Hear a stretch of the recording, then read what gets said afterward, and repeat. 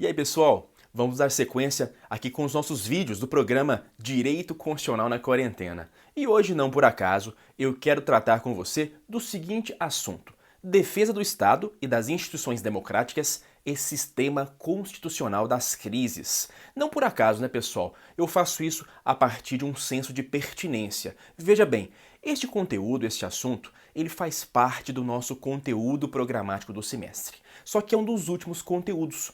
Em razão da situação que nós estamos vivendo, né, com essa crise instalada por parte do coronavírus, eu resolvi antecipar a abordagem deste tema. Então vamos falar agora de estado de defesa, vamos falar de estado de sítio, né? Coisas próprias para o momento. E depois eu vou dar continuidade no nosso conteúdo programático para tratar com vocês dos remédios constitucionais e de outras temáticas mais do nosso semestre letivo. Tudo bem? Mas por hora, fiquemos então com a defesa do Estado e das instituições democráticas e o sistema constitucional das crises. Bom, eu quero iniciar te contando o seguinte. Pessoal, de regra, espera-se que o Estado venha funcionar a partir de uma plena normalidade. Espera-se que as instituições, os poderes, os órgãos, né, e a própria sociedade venha se comportar a partir de uma situação fática de normalidade. Enfim, espera-se que as coisas funcionem bem. Mas, como eu falei, isso, logicamente, numa situação de normalidade fática. Porque notem, vez por outra, a partir da necessidade fática, a partir de eventuais acontecimentos, de situações inesperadas, pode ser que as coisas não funcionem tão bem quanto nós esperávamos.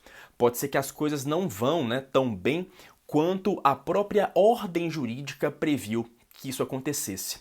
Então, a partir de eventuais necessidades, né, a partir de certas instabilidades democráticas, faz-se necessário então adotar algumas medidas pontuais, algumas medidas oportunas para superarmos essa situação de anormalidade, de crise e de instabilidade democrática.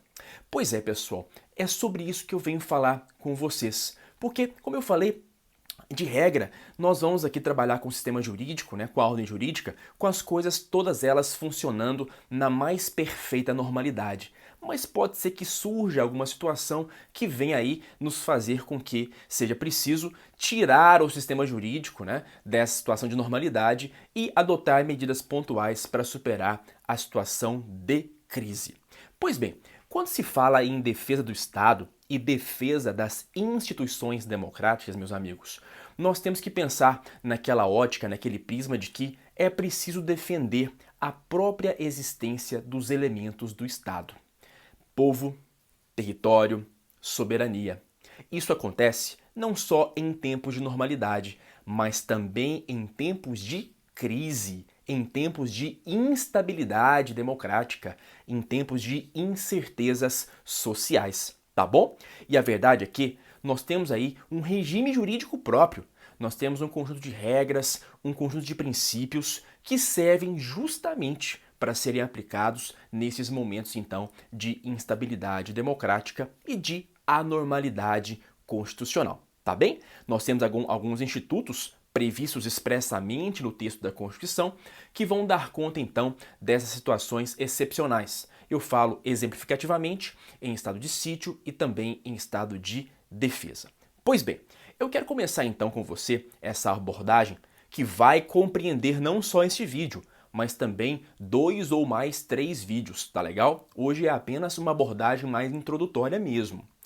Pois bem, eu quero abordar com vocês aqui os princípios que regem esse sistema constitucional das crises, né? Esse conjunto de medidas que se pode adotar em casos de anormalidade constitucional. Enfim, nós temos alguns princípios então que vão balizar, que vão orientar essas medidas excepcionais. Eu começo falando com você então acerca do primeiro princípio, que é o princípio da excepcionalidade. Meus caros amigos e amigas, as medidas excepcionais, né, que se podem adotar nesses momentos de crise e de instabilidade são, por óbvio, medidas excepcionais. São medidas pontuais que vão ser utilizadas ali excepcionalmente para que nós possamos então superar este momento de crise. Então, as medidas, por se tratarem de medidas de exceção, né, pensa, por exemplo, na restrição de algum direito fundamental, né, no direito de reunião, por exemplo, no direito à liberdade de locomoção. Por se tratarem de medidas drásticas, elas têm de ser medidas excepcionais. Então, este é o primeiro princípio. O segundo princípio é o princípio da taxatividade, também muito importante, meus caros. Porque olha só, essas medidas de exceção que nós vamos trabalhar aqui ao longo dos próximos vídeos, como já disse, elas são medidas muito drásticas, muito incisivas, inclusive capazes de até limitar o exercício dos nossos direitos fundamentais. Daí porque, vejam, as hipóteses, né, em que se pode decretar essas medidas de exceção são hipóteses taxativamente previstas no texto da Constituição. Não se pode pensar na adoção de medidas extremas, né, como por exemplo aquelas próprias do estado de sítio ou de defesa, a partir de quaisquer situações fáticas. Não é isso. É preciso que haja uma situação fática muito gravosa a ponto de justificar essas medidas de exceção. E, portanto, as hipóteses estão taxativamente delimitadas no próprio texto da Constituição e é a partir delas que se pode pensar em adotar essas medidas de exceção. Tá legal? Beleza? Ótimo. O terceiro princípio é o princípio da necessidade. Bom, de acordo com o que eu já falei com vocês, pessoal, estas medidas também só podem ser adotadas se houver claramente uma situação de necessidade. Enfim, não são quaisquer medidas, não é qualquer situação fática que vai reclamar a adoção, né, desse regime jurídico do sistema constitucional de crises. Tem que ser algo realmente próprio, consentâneo, né, necessário. Enfim, não é qualquer situação fática, eu repito, que vai justificar a adoção dessas medidas. Tem que ser algo de fato necessário, ok? O quarto princípio, muito importante, fica ligado, é o princípio da temporariedade. Meus amigos e amigas, essas medidas, por natureza, elas são medidas temporárias, por natureza, por definição. Não se pode conceber a ideia de um estado de exceção, de uma situação de anormalidade constitucional perdurar, né, ad eterno na linha do tempo. Ao contrário, ao revés, elas têm um prazo de duração determinado. Se não for um prazo pré-estabelecido, do tipo 30 dias, 60 dias, né, por aí vai ser um prazo que vai justamente acompanhar a necessidade daquelas medidas com base na existência da situação fática. Por exemplo, a situação de agora, né, instaurada pelo coronavírus. Nós não sabemos quando vai terminar, mas sabemos, né, pelo menos é o que se espera, sabemos que vai terminar um dia. Então, durante a vigência, né, dos fatos que agora estão postos, as medidas de exceção poderão ser adotadas. Por isso, então, fala-se em temporariedade. São medidas, de certa forma, provisórias e que não vão durar ad eterno na linha do tempo, tá? Nesse ponto, eu quero ressaltar o seguinte com você. O estado de defesa, meus amigos, que é uma das modalidades de situação excepcional que eu vou abordar com vocês aqui, ele pode durar por 30 dias. E esse prazo pode ser prorrogado por mais uma vez, ou seja, 30 dias prorrogáveis por mais 30 dias. O estado de sítio, diferentemente, ele pode ter a duração de 30 dias e também admite prorrogação por mais 30 dias. Só que, no caso especificamente do estado de sítio, com base no artigo 138, parágrafo 1º, admitem-se sucessivas prorrogações. Então, o prazo inicial de 30 dias pode ser prorrogado por várias e várias vezes, né, de forma sucessiva. Tá bem? Então, fica ligado nessa diferença, porque é uma diferença legal, né, que está prevista na própria Constituição, e você consegue aferi-la com base na análise dos artigos 136, parágrafo 2º, e 138, parágrafo 1º do texto constitucional. Ok? Gente, as medidas de exceção adotadas têm de estar em consonância com o princípio da proporcionalidade. Isso quer dizer o seguinte, que elas têm de ser medidas necessárias. E aqui uma pergunta se revela muito importante. Será que a medida de exceção adotada, vamos imaginar, a restrição ao direito fundamental, será que ela é a menos gravosa de todas as medidas existentes? Ou será que existe uma outra medida que seja menos gravosa? Essa é uma pergunta importantíssima. Segundo, pensando aqui na ideia de adequação. Será que a medida restritiva adotada é aquela que vai de fato ser capaz de alcançar o fim pretendido?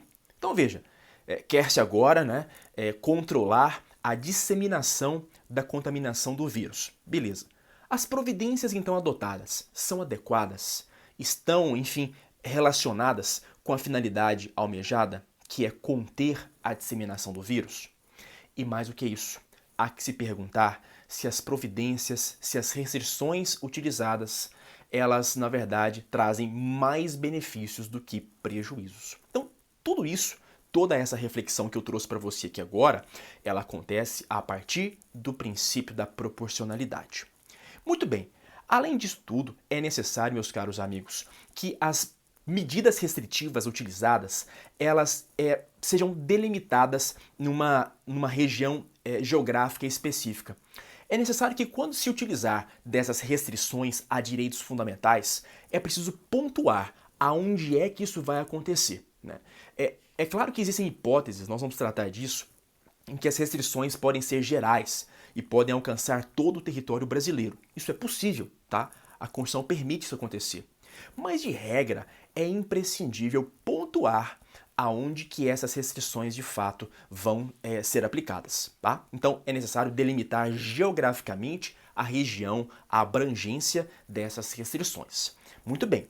Além disso, quando se determinar essas restrições todas que são admitidas nestes períodos de exceção, é necessário, gente, dar publicidade a isso. Tudo aquilo que se passa no plano do Estado, tem que ser público, a partir daquela noção que nós já trabalhamos do princípio republicano, da forma republicana de governo.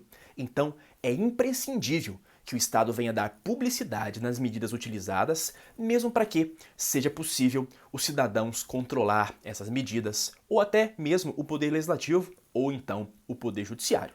Então, para fim de controle posterior das determinações, das restrições utilizadas, é fundamental que elas sejam, então, oficialmente publicadas.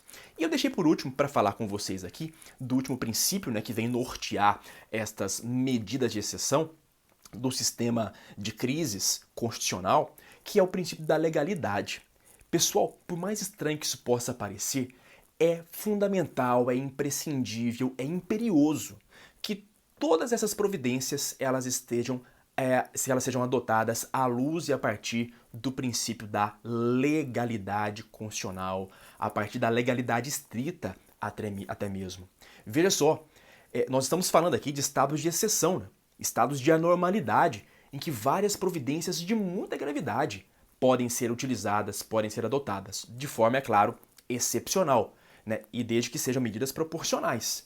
Mas agora veja, como se tratam de coisas muito graves, que podem afetar a nossa própria esfera individual de direitos, é imperioso que tudo isso esteja em conformidade com o princípio da legalidade. O governante, o agente público, só poderá agir se realmente houver previsão legal expressa nesse sentido. E é justamente isso, gente, que diferencia medidas de exceção no sistema constitucional das crises de um golpe de Estado. O golpe de Estado, como nós já vivenciamos o Brasil em alguns momentos da história, até a doutrina dá conta de todos os golpes já existentes na nossa história constitucional.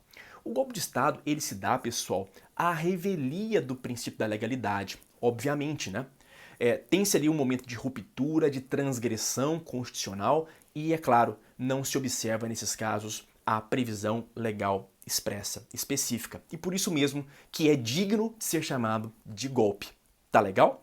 Então, fique muito atento. No sistema constitucional das crises, essas medidas restritivas, elas são de fato adotadas, porque são necessárias, porque são proporcionais e são imprescindíveis para nós superarmos estes momentos de crise e de alta gravidade no que tange a uma série de situações verificadas aqui no âmbito do nosso país e do nosso Estado democrático. Tá bem? Então, é necessário que todos esses princípios sejam observados no âmbito do sistema constitucional das crises para orientar a adoção dessas medidas excepcionais. Meus amigos, vem mais 2 ou 3 vídeos por aí falando sobre este assunto, portanto, fique esperto, se liga. Forte abraço!